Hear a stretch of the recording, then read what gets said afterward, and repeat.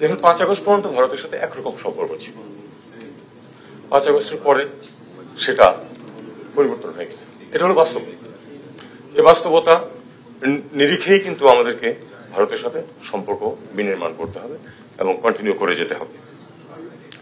এখন এই পরিবর্তিত পরিস্থিতি সম্পর্কে যে কোনো পরিবর্তন আসলে কিন্তু সঙ্গে সঙ্গে যে সবাই সেটাকে হৃদয়ঙ্গম করতে পারে, সেই অনুযায়ী ব্যবস্থা নিতে পারে তা কিন্তু না, একটু সময় লাগে অনেকেরই। আমার বিশ্বাস যে ভারত এই পরিবর্তিত পরিস্থিতিতে এই সরকারের সাথে বা বাংলাদেশের সাথে সম্পর্ক কিভাবে এগিয়ে নিতে হবে সেটা তারা অবশ্যই উপলব্ধি করবে এবং হয়তো করছেও ইতিমধ্যে, এবং তারা সে অনুযায়ী এগোবে বলেই আমি প্রত্যাশা করব।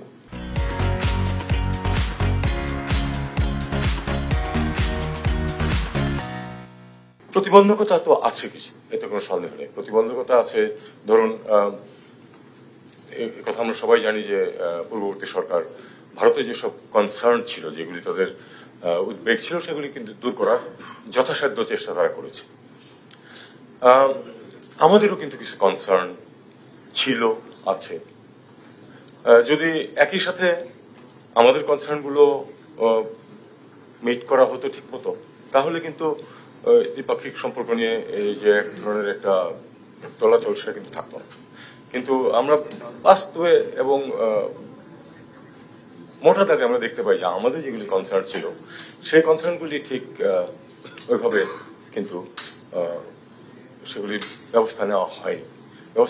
এই কারণেই যেটুকু সমস্যা। তবে একটা বিষয় হলো যে সম্পর্ক তো একদিনের, এক বছরের বা এক যুগের না, আর অনেক বেশি সময়ের ব্যাপার। সবসময় একরকম যাবেই এমনও কথা নেই। আমরা আশাবাদী হতে চাইবো যে আমরা একটা ভালো সম্পর্ক প্রতিষ্ঠা করতে পারবো, যাতে করে দুই পক্ষের স্বার্থ সংরক্ষিত হয়। আমার মনে হয় সবচেয়ে গুরুত্বপূর্ণ হলো এই বিষয়টা যে দুই দেশের মধ্যে সম্পর্ক এমন হবে যেন উভয় দেশেরই স্বার্থ সংরক্ষিত হবে, যেন শুধু সেটা একদিকে না যায়। আমরা সামনে যেগুলি প্রতিবন্ধকতা এই মুহূর্তে দেখতে পাই এবং আমাদেরকে যেটা নিয়ে ইতিমধ্যে কাজ করতে হচ্ছিল আগে থেকে, এখনো হচ্ছে, সেটা যেমন ধরুন পানি সমস্যা আমাদের আছে, তিস্তা নিয়ে কোনো অগ্রগতি হয়নি, আমরা চাইবো যে অগ্রগতি হোক।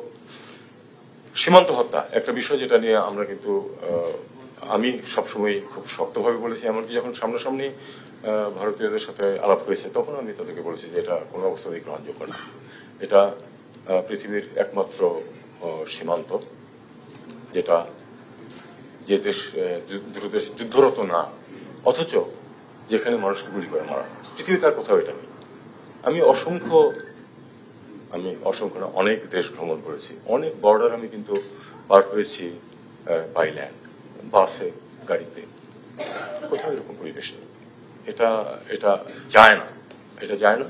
কাজে এটাকে অবশ্যই ভারতকে অবশ্যই এই জিনিসটা দেখতে হবে।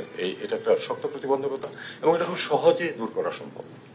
আসলে এই ধরনের গুলি করে মানুষ মারার কোনো প্রয়োজন নেই। অপরাধ তো হয়, পৃথিবীর সব বর্ডারই অপরাধ হলেই গুলি করে মারতে হবে এমন কথা নেই। কারণ আপনি যখন অপরাধের কারণে গুলি করে মারছেন তখন কিন্তু আপনি 3টা কাজ একসাথে করে ফেলতেছেন।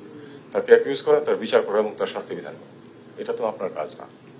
আপনি যদি মনে করেন যে অপরাধ হচ্ছে, তাকে ধরুন, আপনার দেশেই আইনের কাছে সুপর্দ করুন, তারা বিচার করুক, শাস্তি দিক, কোনো অসুবিধা নেই।